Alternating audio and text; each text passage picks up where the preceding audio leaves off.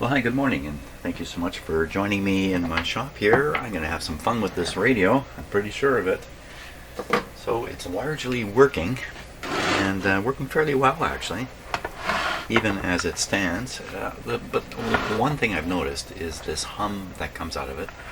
It's a very characteristic sort of hum. We're going to listen to it in a minute, and then we're going to ponder what it might be, and I think I might even know what it is already. So let's get her going here. I'm going to put the new light bulb in.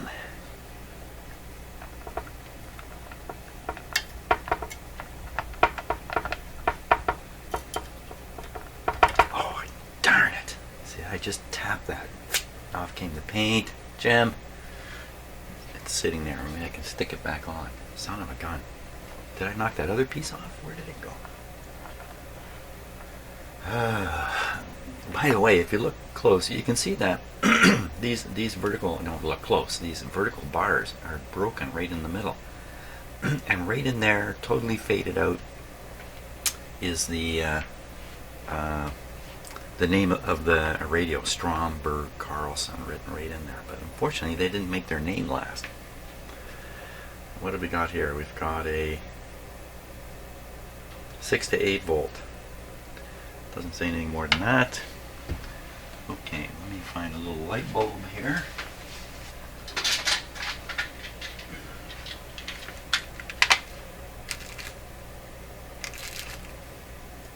I think that's a 28 volt one right there. No, that's a 44.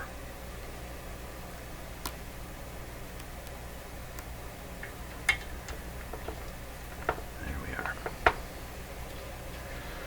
That's not very bright. That's good for now though. Actually, I don't really want a bright one in there staring me in the face while I'm doing this. I think it's better to have a light in there. Okay, let's listen to it. Now, where's that funny hum? If you get up really close here, you can kind of hear it. I thought it was pretty loud yesterday.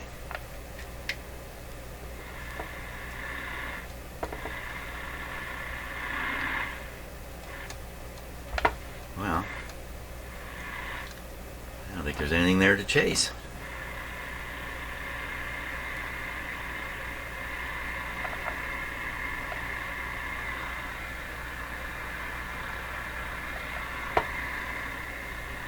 Okay, well, if that's the case. Now,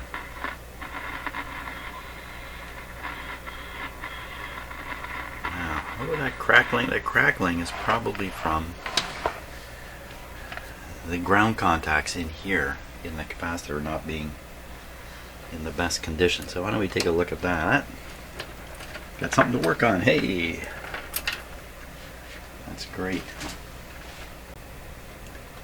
Okay, so obviously we're looking at the tuning capacitor now, but something else I just noticed in this camera shot, if you just look to the right, you see the spring on the string. What is going on there? I've never seen this done before. So I'm gonna guess, you know, either this is done the way it's supposed to be done. It's very, very unusual, or this is somebody's trick to shortening up the string and moving the spring to the outside here. That's just the weirdest thing. Let me tune this a little bit.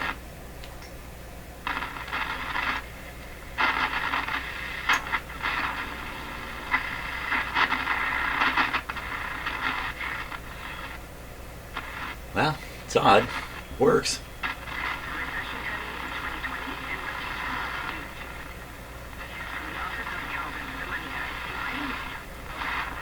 Okay, let's go after the problem. Close this up. Let me turn up the radio here.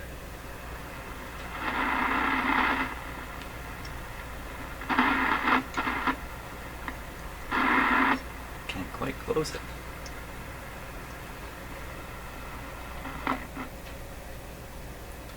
That's interesting. Couldn't quite close it all the way.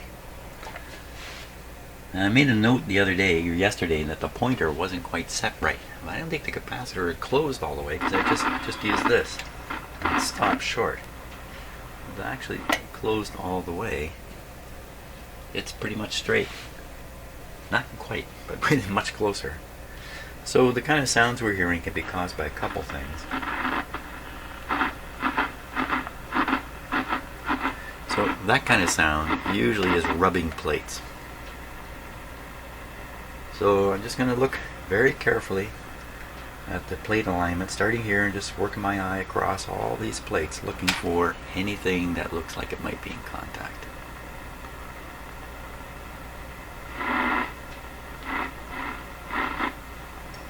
You know, that doesn't sound like a scratch.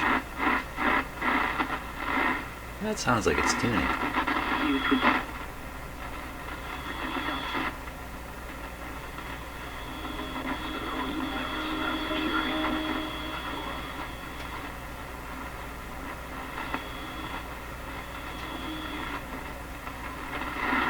Okay, so let's finish looking at the plates here.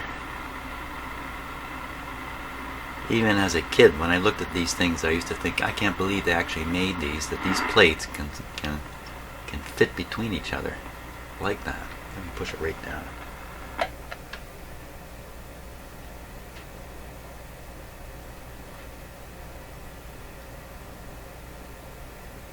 The radio is extremely quiet. So I'm looking at the far side too. I'm looking over at this side. They look pretty good. They really, really do.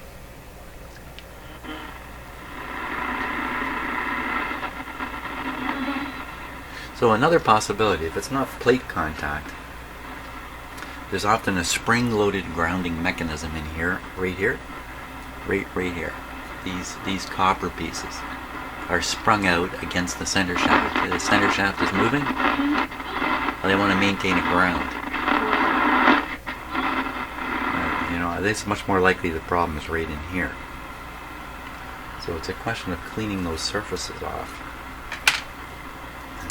And what I do, okay, don't get mad at me now, I'm using WD-40 here. Ooh, that's a lot of it.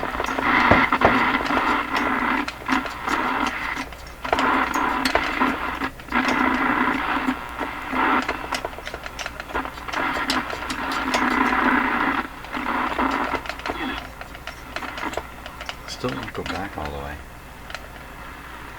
It's really sliding. Oh my gosh. There was something else. If you look down here where the string goes around the shaft, it's just around once, I'm pretty sure. Wow, it's so dark, I can't be sure there.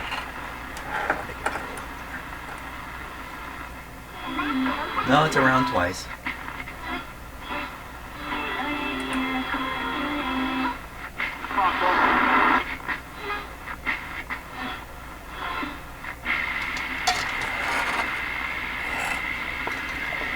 So this capacitor stuff seems to be better.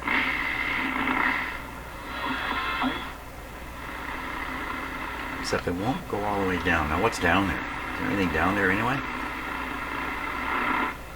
I don't... Some noise. Listen on the fan through the back. Hey there, hockey fans. Jeff Merrick here with Elliot Friedman. Jeff and I have worked...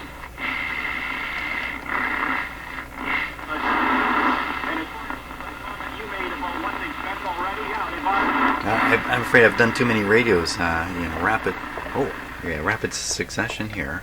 I can't remember if I fiddled around with the alignment on this one at all. I don't think I have. I'm noticing that this capacitor is wide open.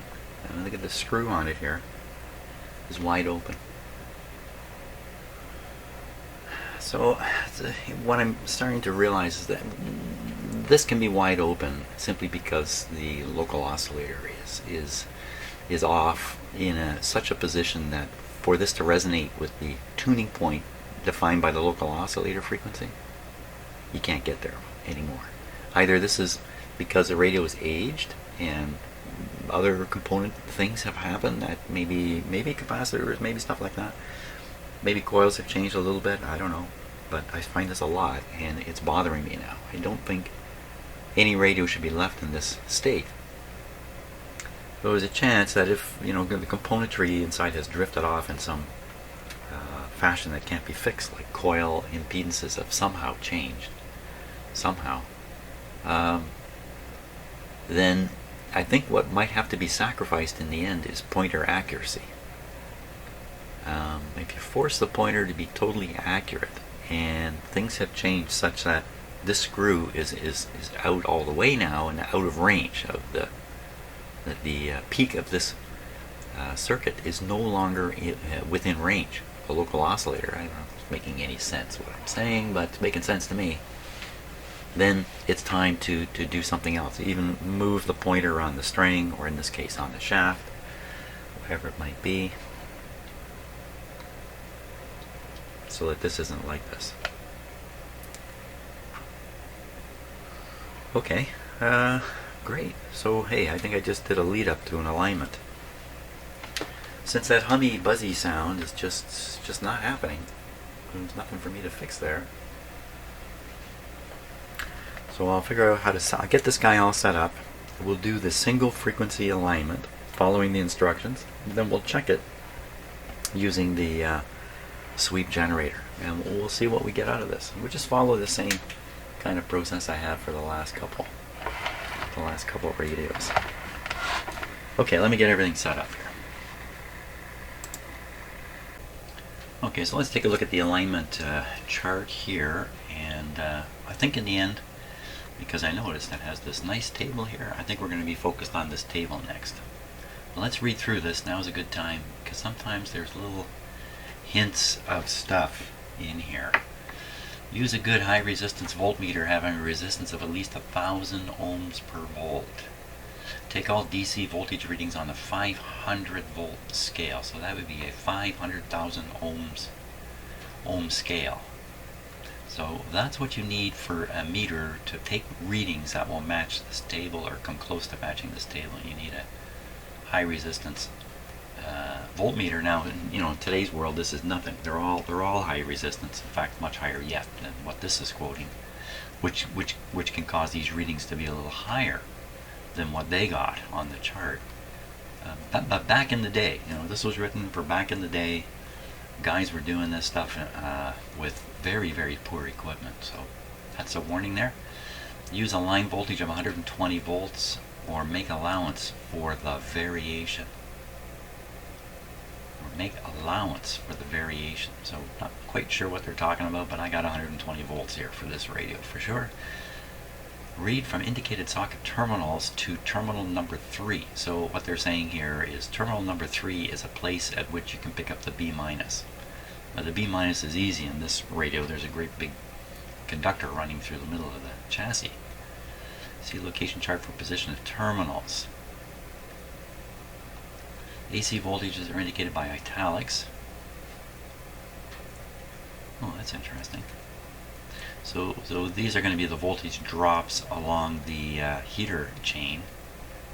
I'm pretty sure these ones. And this is probably the other side of the heater.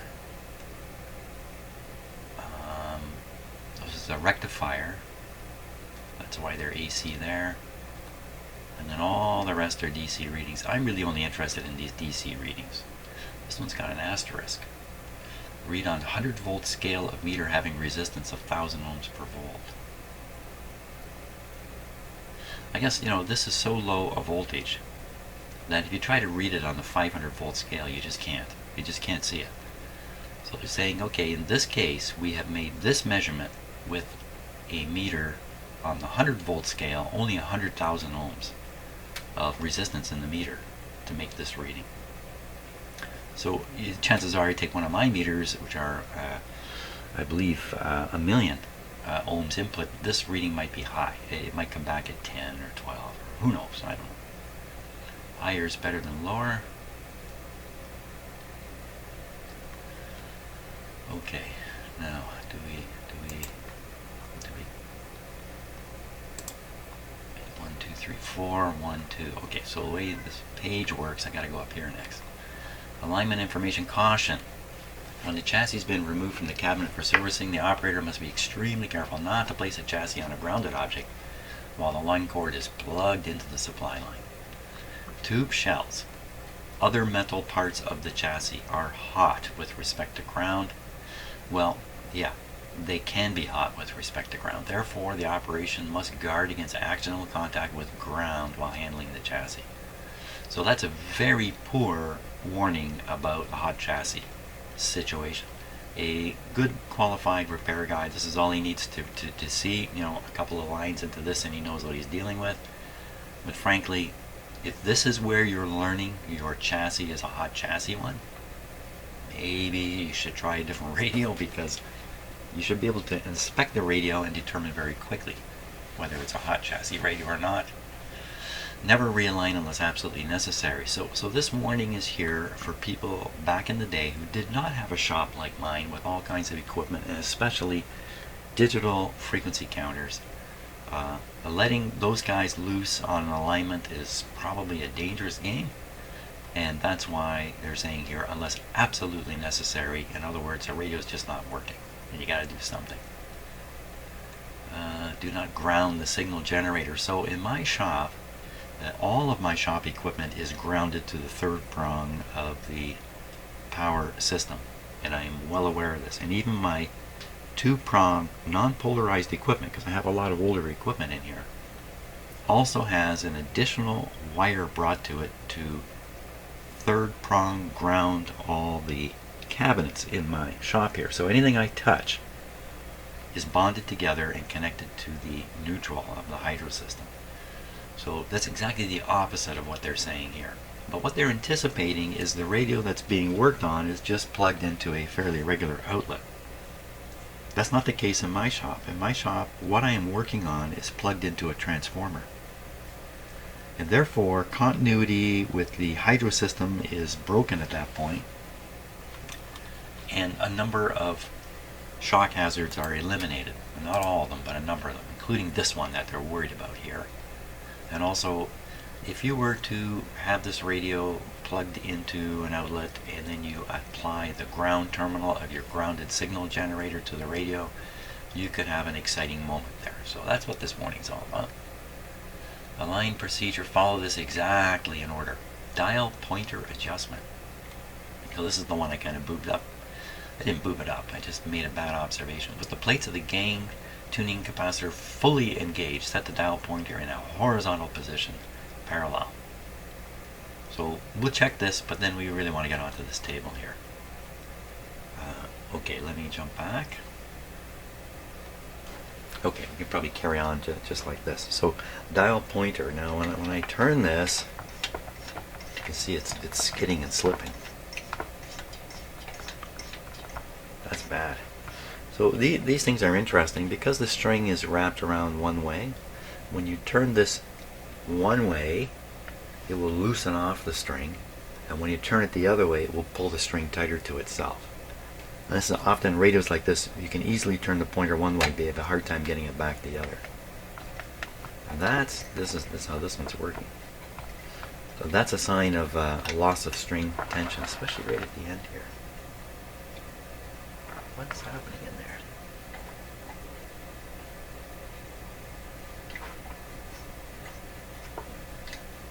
Looks like it's getting a little further every time I do this.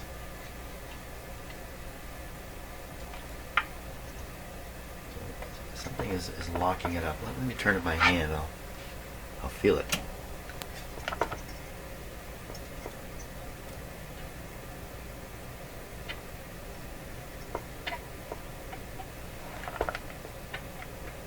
Sounds like a little lubrication's in order. You see the ball bearings up in there? Let's show them some WD-40 here.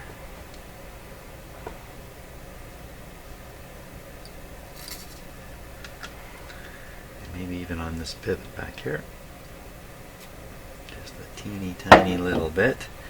And that may loosen things up enough that we can now go all the way. There we are. So just removing a little bit of tension there. Another place where you get a bad finger feel. Okay, along with looking at these radios, you push buttons, turn knobs, in particular the tuning thing. The tuning thing is kind of crummy. It feels crummy in the hand.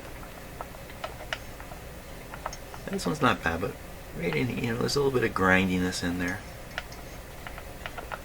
So I'm gonna just put a little splash of oil here.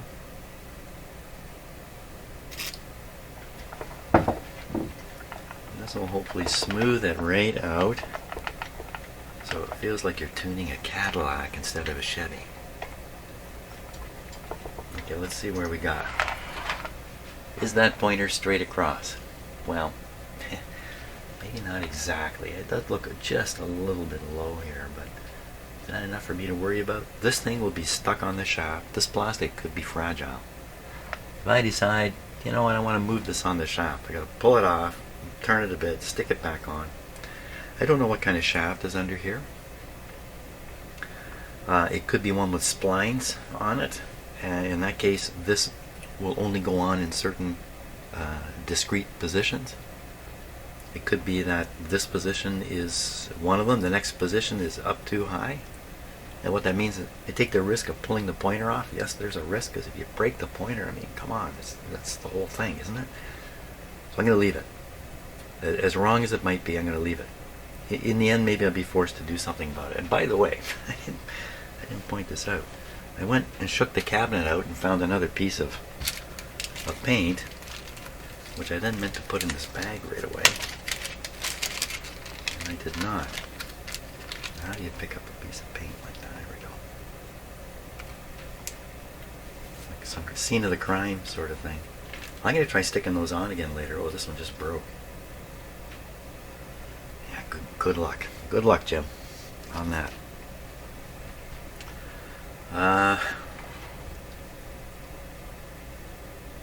Just thinking of other alternatives. I could take a placard of some sort and put it right across here and change the whole look. I shouldn't though. Shouldn't.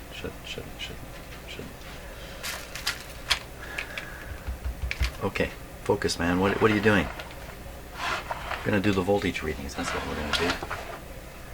So I think I can flip this radio right upside down and have it sit on itself upside down.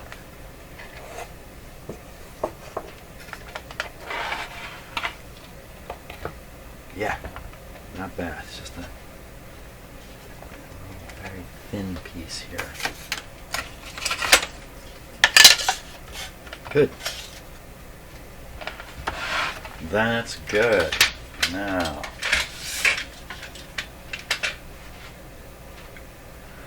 what we want to do, we want to take a voltmeter.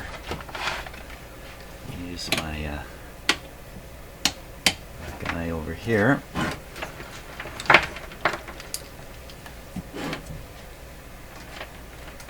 I'll get him up on the screen there in a second. Now, I got a ground lead here I have to think hard about. I don't really have to think too hard. Right in the instructions it said connected to the B-. It gave a particular pin on a tube so the person doing it would know where they're going. But I know where I'm going. Famous last words. Right onto this negative thing here. And a good spot to do that, maybe right in here. And a spot that's going to hold my clip pretty steady. That's good. Okay, I'm going to put this wire right up here. Just trying to make sure that I don't have a wire where I'm going to tug it. The other day I was leaving my shop and I had my foot looped around a wire and I practically cleared my bench. Could have cleared my bench. Luckily the wire just unplugged itself. So scary sometimes in here, there's so many wires. Now, this is a cool looking coil here. I see there's a capacitor. There's a hole. You got to get at this capacitor from above, not underneath. In fact, you can't do much underneath here. Come to think of it, it's all from above because the IF transformers are capacitor trimmed from above. Good. Okay, I still haven't changed out this capacitor, which is the one that leads to the ground. You know what? I'm going to do that. Let's do that one right now. Just better to get it done rather than find out in the long run that there's a problem with it. So it's this guy right here. Change of plan. Remember the famous words of Winston Churchill. Plans are nothing. Planning is everything. Okay, let's solder this guy in. Already soldered the other leg.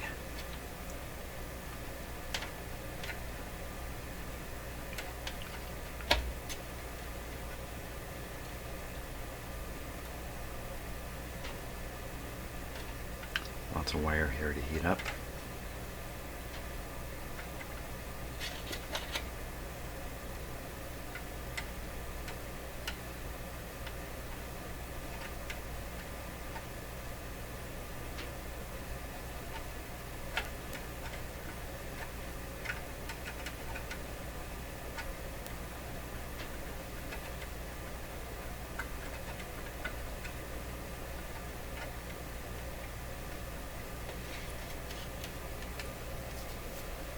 Go. And let me just redo this other one too.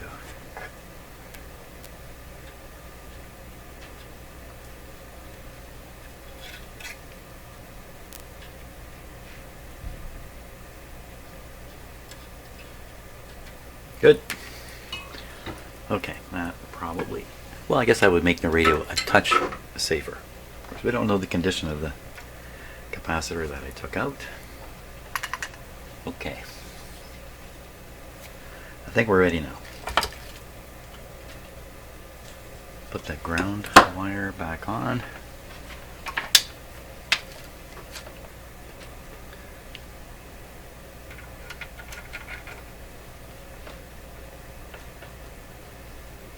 Now, having made one ground connection here, all the rest of them have to be made here for my equipment. I can't make one here and then put one on the chassis. It's going to be home city if I do that. And it could even be more exciting than that, which we don't want. Okay, so I want to take this guy on DC and go all around. And watch the meter. I'm going to watch the meter, and we got to watch the chart. Oh, I'm going to get the meter up on the screen here. Okay, here we go. 3 screens. Holy smokes. So I got to start up the radio, and while it's warming up, we'll figure out which tube to do. Okay, and my probe. Where's my probe? There it is.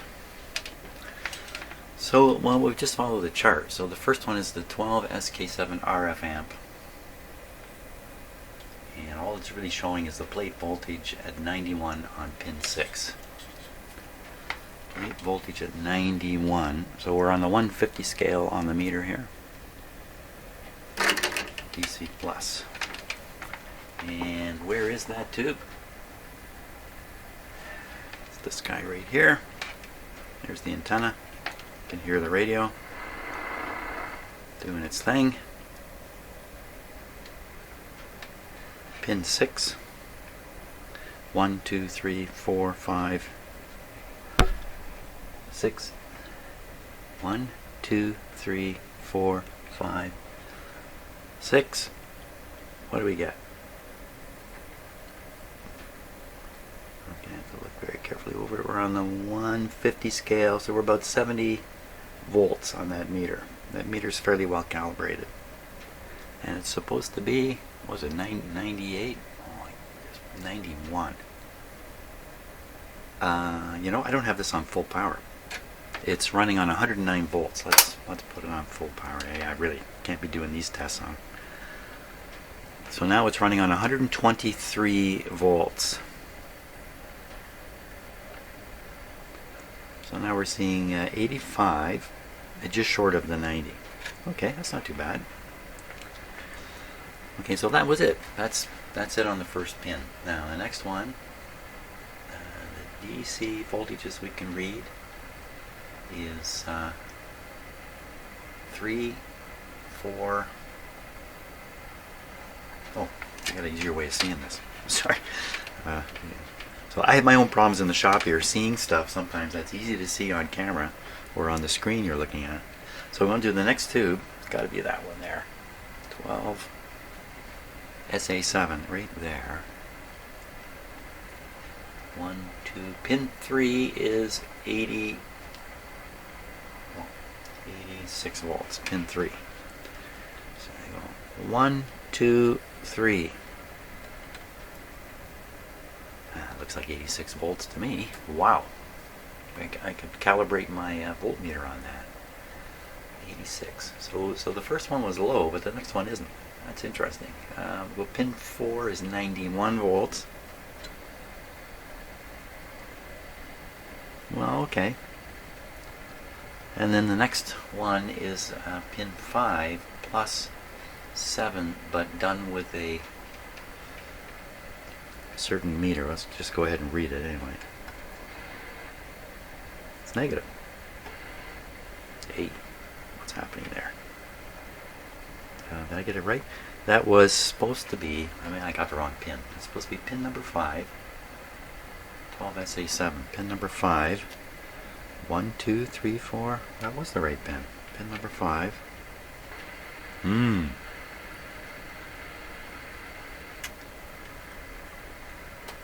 That's a negative voltage there. What is pin number 5? What is pin number 5 on the 12SA7? Pin number 5 on the 12SA. Oh, they didn't number them here. Hey, why didn't you number them? Pin number 5 on a 12SA7.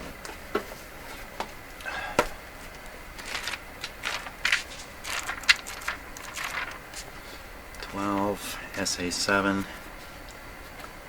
Pin number 5. Oh my gosh, pin number 5 is the grid. The grid is showing positive. Am I seeing that right? I'm sure I am, yep. That's the first grid showing positive. Grid number 1. The other grid in this tube is signal grid is pin 8. Pin 8. Take a look at pin 8. Pin 8 is here. And we want this to be a little negative. Make the meter more sensitive. And pin 8. You'll see it going negative here. Pin 8.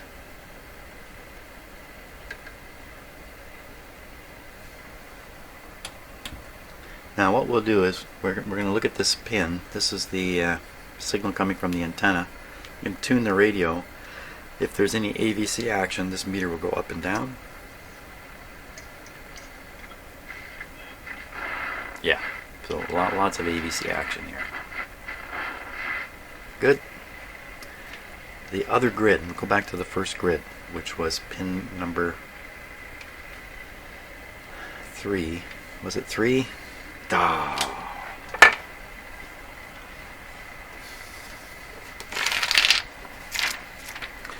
Just because it's in my head doesn't mean it's right. I've learned that. I have learned that through life. 12SA7 5. 5. Yeah, 5. 5. 1, 2, 3, 4. Yeah, 5. Okay, so it's a large negative voltage there. Why am I all upset about it? Because the voltmeter is set to read negative upscale right now. So I don't see any problem with that. Yeah, I thought it was strange because I didn't realize it was a grid at first. Okay, so it's not strange. But in the chart, what's it say in the chart?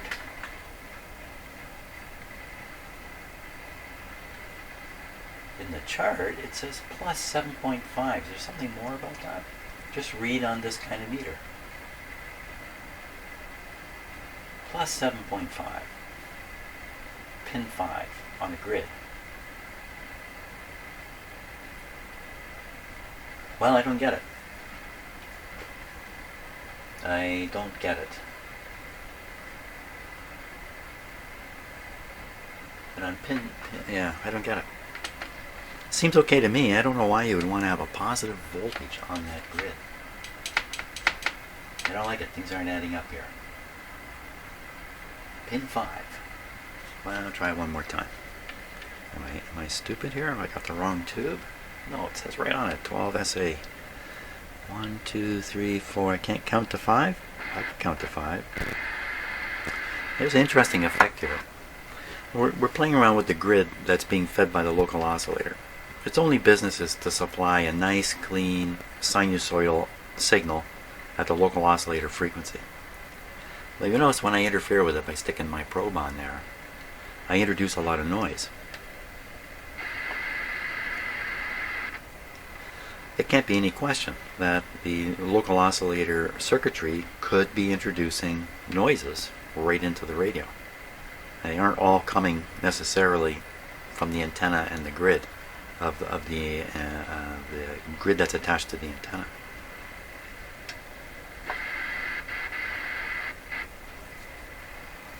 Big deal though, Jim. Keep going. Okay, so did I do everything on there? I did not do everything on there. Then I did do everything on there. 12 SK7, 91 pin 6, 12 SK7. If I were 12 SK7, where would I be? I think I would be right here. Let me just take a quick check, because once again, just because it's in my head doesn't mean anything. 12 SK7, right. So we did this one, we did this one, now we're just coming over the next tube in the line. Oh, look at that. B minus. That's showing you the B minus connection point if you want to use it. Okay. Pin 6 though is the one we want to measure on here.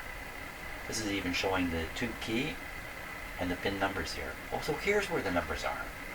Well, they couldn't bother putting them on here, could they? No, they couldn't bother that and put them out here. Okay. And this is looking from the bottom. This is looking at inside bottom of chassis. Yeah. Okay, fine. Pin 6 on this middle tube. Pin 6 on the middle tube. Oh yeah. So this capacitor's right in the way of me seeing the key of the tube. So relying on this diagram now, because I have to. Rely on this diagram. The key is pointing towards the output tube, pointing due left. Pointing due left. Now, left. That's not a good thing. Left is that away. Okay, I got it in my head here. I'm sure. I think I got left, right. Got left, right. So the key is pointing straight at that away. That's gonna mean. So I think this is pin 1, 2, 3. Oh my gosh, come on. 4, 5, I don't believe it. 6.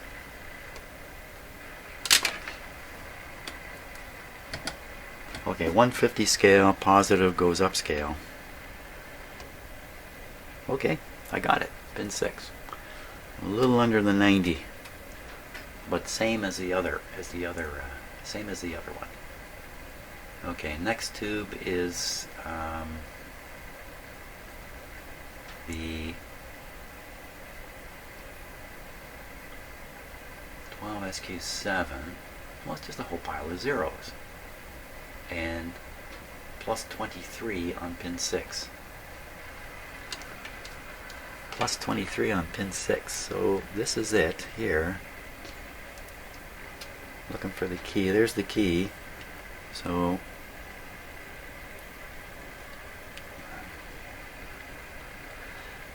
So 8, 7, 6. So this is 6.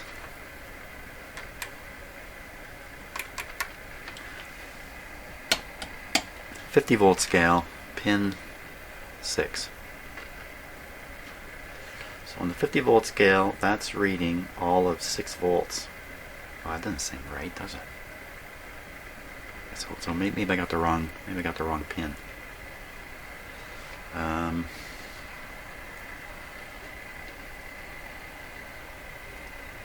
let me count again the other way. 1, 2, 3, 4, 5. No, that's pin 6, all right.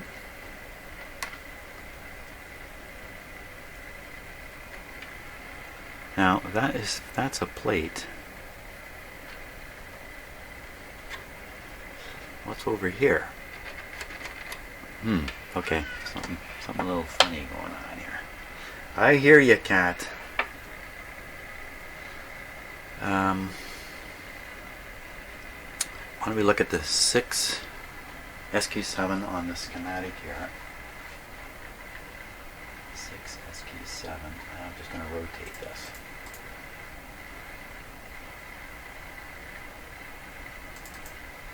Six SQ7. Here it is. Got on the plate has a resistor, 270K. So off that terminal I was testing is a resistor. You know what? It's something red something. Like it would be maybe brown red brown is what it would look like. Wow. Well, that's nowhere near 27K, and then that resistor goes to another 2 pin. And on here, that resistor does go to another 2 pin. No, it doesn't. Yeah, it does. Okay, so what I'm doing is I'm just trying to convince myself what I'm seeing is this resistor here. So I see it's attached right to the pin here. Then the other side could be attached right to the pin here. There's definitely a resistor doing that. And then also off of this comes a capacitor, 0.01. That's the grid blocker. And then a resistor, and then the grid. Pretty curious about this resistor and the grid voltage. We haven't got to this tube yet though, we're still here. This guy's supposed to have a small voltage on it, and it's got a really small voltage on it. Now, why would that be? And the first target is this guy, the same resistor. He's gone high. That would be the reason, or a possible reason. So it's hooked up to the B plus line. I gotta find this resistor. Okay, and looking in the radio again.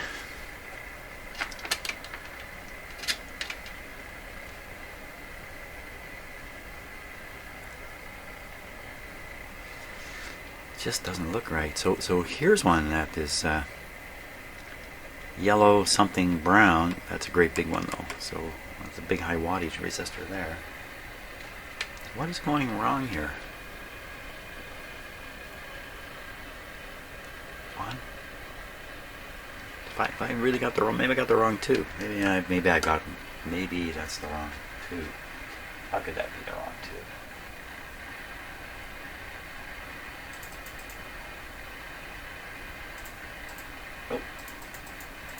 Oh.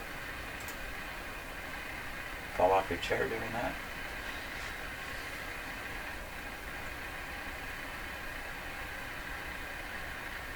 Well, that's how it could be the wrong tube.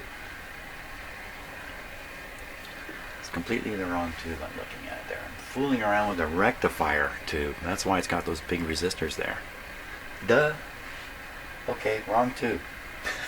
Let's go back. Let's go back and do the right tube now. So I know which one it is. Okay. I keep thinking I have to switch cameras, but everything's on screen here. Okay, that's the tube I'm after. In 1, 2, 3, 4, 5, 6.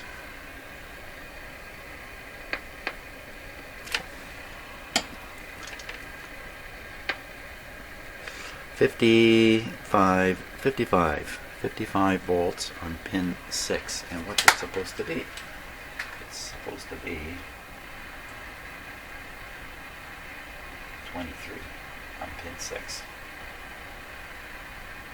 So is that a bad thing if it's 55, if it's double that? Okay, so we look at pin 6 over here. We see this resistor here, which is red, purple, yellow, so that's 27, that's 270. 270 onto the pin from the transformer. Capacitor. Wait a minute, this isn't making 100% sense, is it?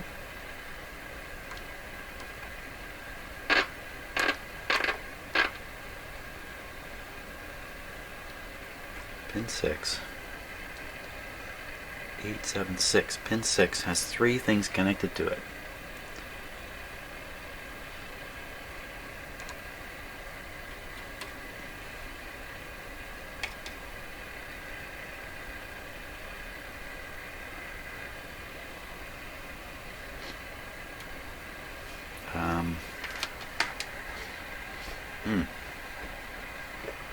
I feel like I'm losing my way here. Let's just back up a little bit. 12 SQ7 plus 23 volts on pin number 6. Let's just do that again. Pin 6.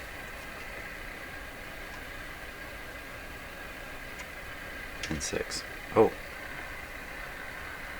Did I count that wrong? What? Yeah, I did.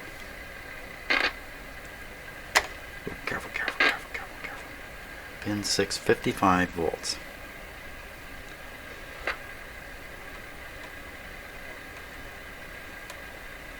That's what's on the other side of the resistor. 85. Maybe this resistor's gone high. This capacitor. This capacitor could be leaking.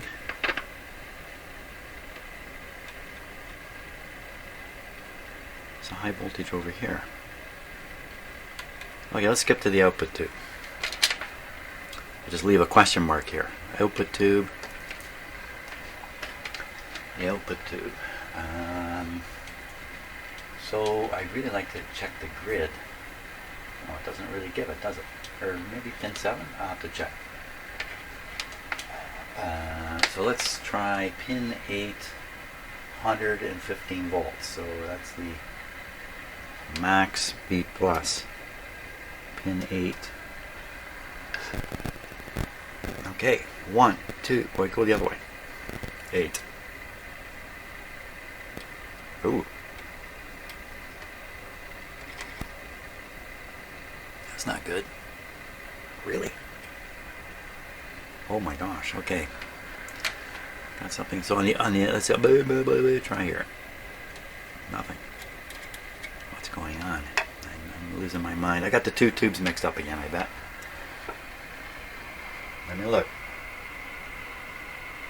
No. Output tube. Detector first audio tube. Rectifier tube. IF tube. Mixer tube, front end tube. I got it. I got it. Finally.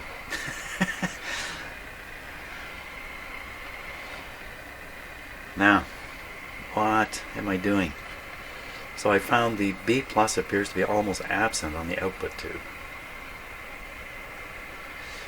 So I'm just going to go around all the tube pins and watch the voltage and see if any of the output tube pins have a high voltage on it. On the 150 volt scale, that's like 10 volts.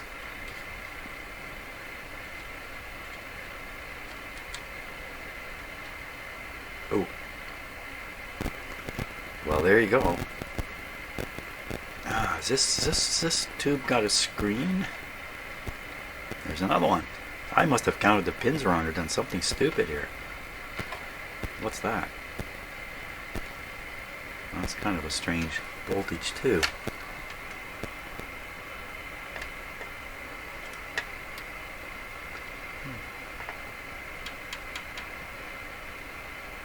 Why am I getting this thing really mixed up. 35L6. And I'm getting voltages on pins 3, 4. 3 and 4. 3 and 4. Where's my book? 35L6. 35L6. Glass octal-type used in output stage of AC/DC radios. Outline 2 requires octal, mounted in any position. May be supplied with pin 1 gone. Refer to 35C5 for installation application information curves. Maximum voltage ratings. Plate 200. I really want to know what the pins are. And what did I say? I'm going to forget the number now. 1, 2, 3, 3 and 4. So 3 is the plate and 4 is the screen. 3 and 4. Well, what am I doing fooling around on 8? 8 is the cathode. I don't know. I got something. I got some chunk of badness in my brain there for a while. So we look again at the. We'll look back at 3 and 4, plate and screen. 3 and 4. Why doesn't the chart? Oh, okay. Let's just check. 3, 1, 2. This is 3. We're getting 80 volts. Woo! And pin 4, very same. 3 and 4 showing the same 80 volts. Now what's it show on the chart? Oh, for crying out loud. Okay, my eyes have been on the wrong line all this time. Okay, let's go back to what we're doing. Okay, so yeah, pin 3, 98, pin 4, 91. Okay, we're just below that, which is where this whole thing's running. That's just fine. Pin 5. Okay, so we can do pin 5 for real now. Pin 5. Get it right, Joe. Pin 4. What am I looking at? My eyes are going, yeah, well, lots of frustrating sounds coming out of me now. Okay, so what did we find out there? We found out only one reading is really weird, and that's that 7.5 one. Let's do that again. 6SA7, 7.5, but it's supposed to be, you know what, I'm reading it on a too strong a meter. 7.5, 12, SA7, pin 5. Okay, so the 12 SA7, pin 5. Pin 5. So we go 8, 7, 6, 5.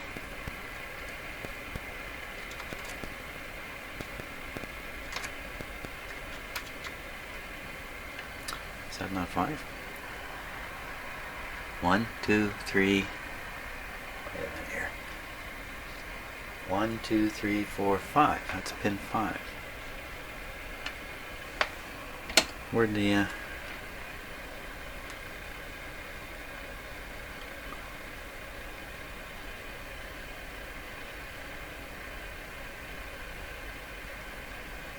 So what am I doing wrong now? Yeah, because I'm on the 12SQ7. 12SA7. Get your act together, Jim. 12SA7. Pin number 5. Okay, I think I got it together now. 1, 2, 3, 4, 5. Righto. Okay, so you see we got a negative voltage on the meter. And I determined this was one of the pins. This is the oscillator pin. So what's the significance of this? What's the significance of the fact that they have a positive value written in the chart of 7.5? So is this anywhere near minus 7.5? It is. Oop. It is actually. It's actually right around minus 7.5. Let's look and see what the what my book says about this. 12 SA7. It's faster than a computer search. 12 SA7. Almost. 12 SA7.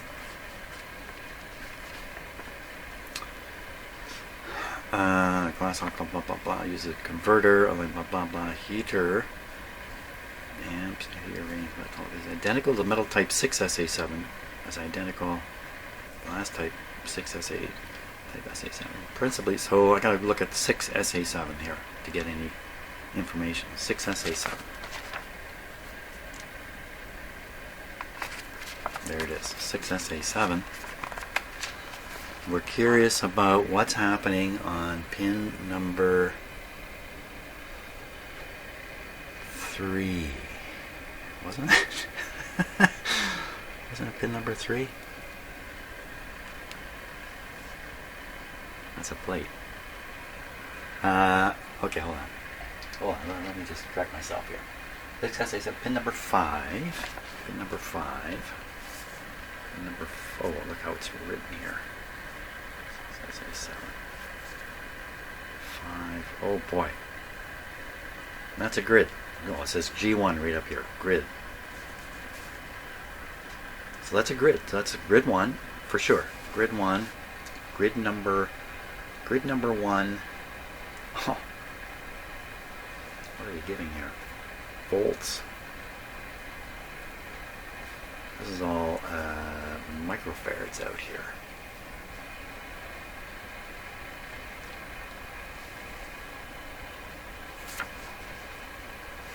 Converter service, maximum ratings. Okay, so this is direct interelectrode capacitance, all that stuff. Maximum ratings. Grid number 2 and 4, 2 and 4, those are the screens. Grid number 3, maximum negative voltage minus 50. Grid number 2 and 4, input. Hey. What happened to, yeah, grid number 3. Grid number 3.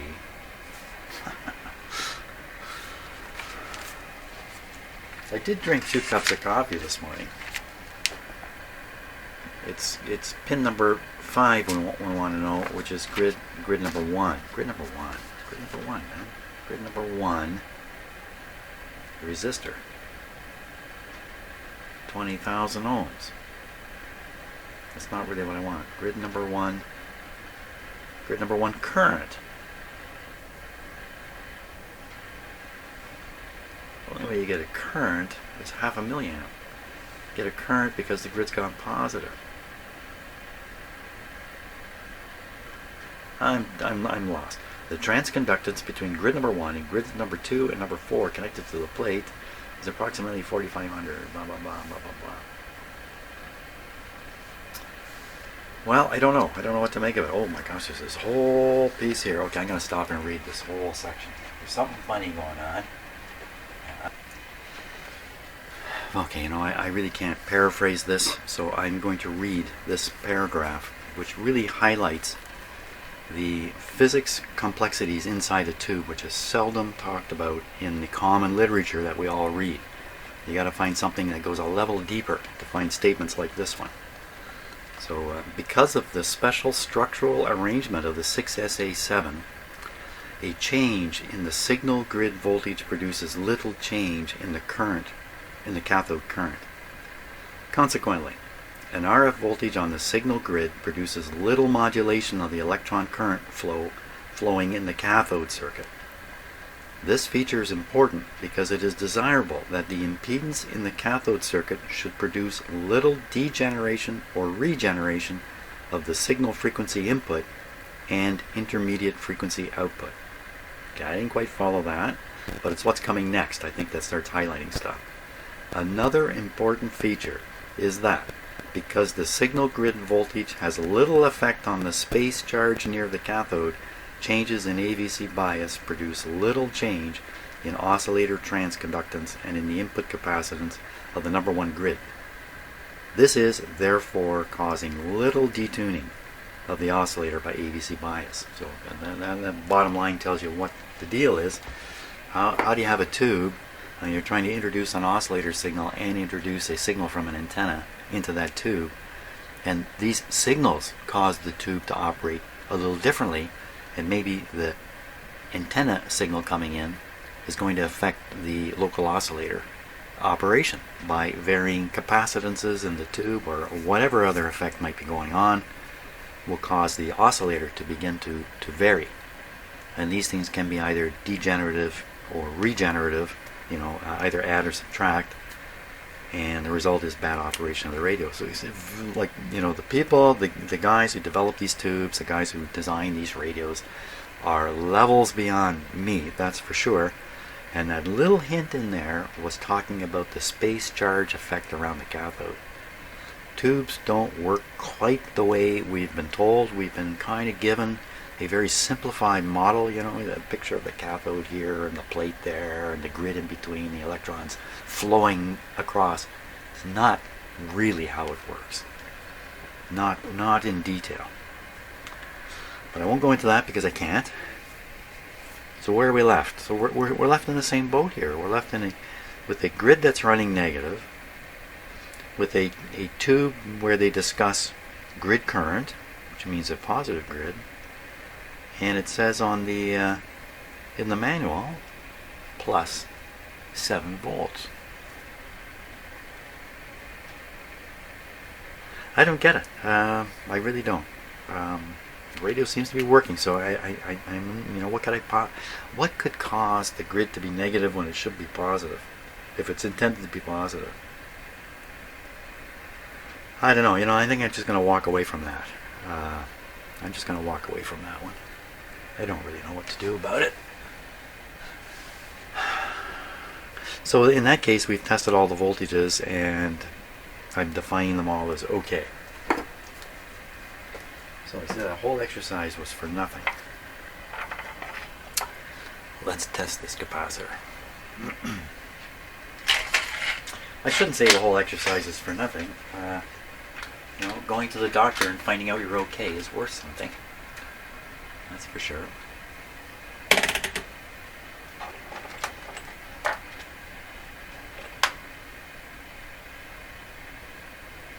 So this way, we might call this capacitor a safety capacitor. Its purpose is safety oriented. Not to say it's keeping you safe. That's not the way to look at it. 50 volts, do you leak? Not on 50. 150 volts. Ooh, it's testing really good. It's testing really, really good. So we're going to measure the capacitance on this guy. He's 0.01.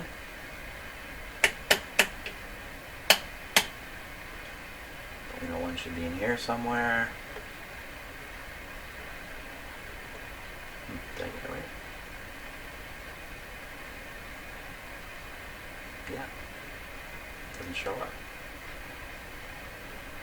But what I'm seeing is a shadowy thing right in this area. Now, you probably can't see that on camera, but as I sweep back and forth, the eye is getting lighter and duller just by a tiny amount. And if we were to accept that as the reading, 0.01 is over here. Why such bad readings from the capacitor that...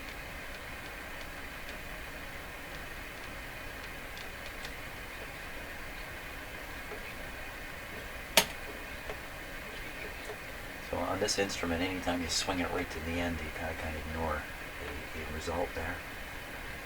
So this is a very small capacitor. This is the medium-sized capacitor. That's the one that should react. And this is the big one. Hey, what's going on? Again, you get up towards the end here, and you can't rely on it. I don't know. Let's go back and do the leak again.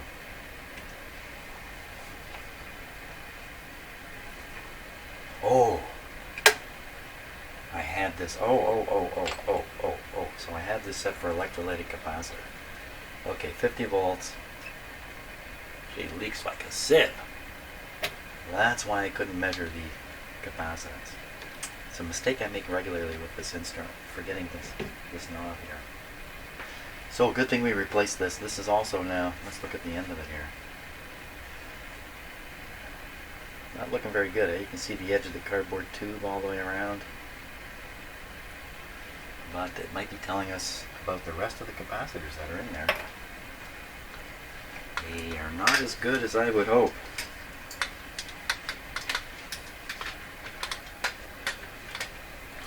Another thing that's worth testing, I haven't tested it yet, is the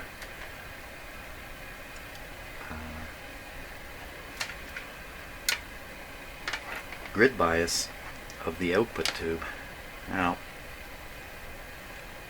so I have this on the ground, so all I got to do is find the cathode of the output tube, find the cathode resistor, maybe it's this big thing, cathode resistor, and then measure the drop on it. Make sure it's okay. Cathode resistors often run hot, and their resistance will rise over time. 35L6, 35L6. So often these are bad guys, and the radio will still work. 35L6, and we want to check the grid, which is 5. So we'll put the meter on, it's on negative now, so upscale reading is negative. I didn't read what it was supposed to be. Duh. 5.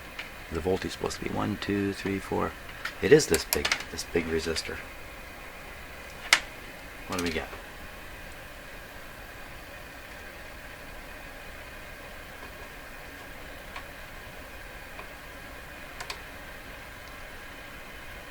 Okay. What do we?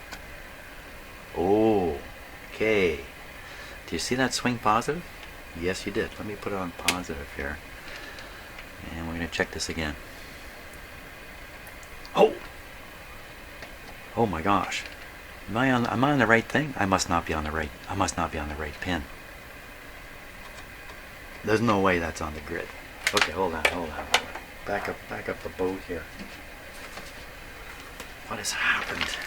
35. What's happened is I've been in here too long. 35L6. Get it very carefully this time. Grid 1, pin 5, no question. Grid 1, pin 5. Count the pins very carefully this time. 1, 2, 3, 4. Yeah, that wasn't 5. That was 4. This is 5. Ooh, I'm not supposed to go upscale either.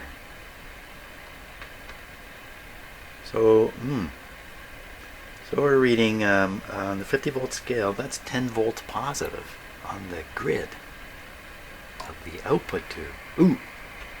Now wait, this is a total false reading. I really need to read the voltage drop on the cathode resistor. The cathode resistor is going to ground. Here it is, here. It's this one. This is a ground terminal here.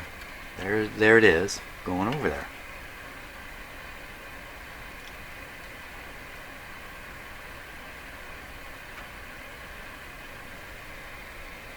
So, oh no, wait a minute, maybe this is correct. In fact, I'm reading it positive isn't a problem. In fact, it's not a problem. The 10 volts. That 10 volts is actually the grid showing 10 volts negative to the cathode. 10 volts. That sounds nice. I like that. That sounds okay.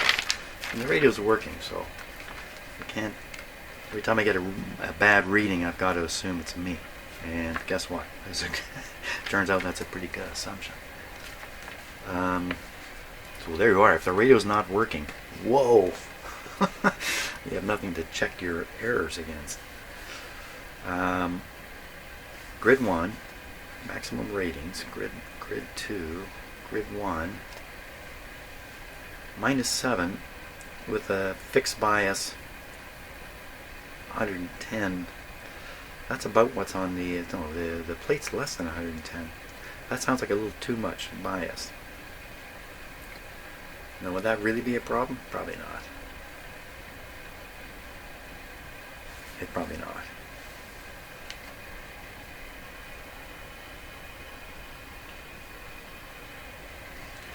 Only if the audio signal is, swinging 10 volts onto a 7 volt grid. That might be a bit of a problem.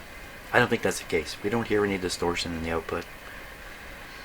Okay, I'm satisfied. This radio is actually operating quite well from the point of view of voltages throughout it. So now it's a question of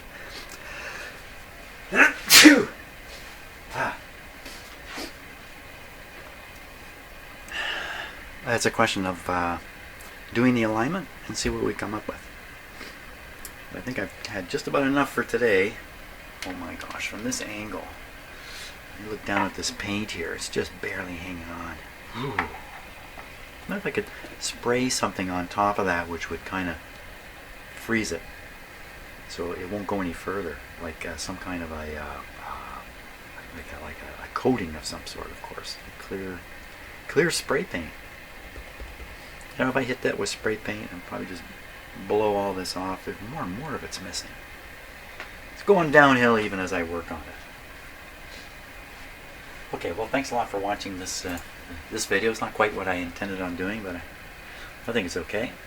Next thing, we'll focus on the alignment and get this radio peaked up for maximum performance. Thanks a lot for watching.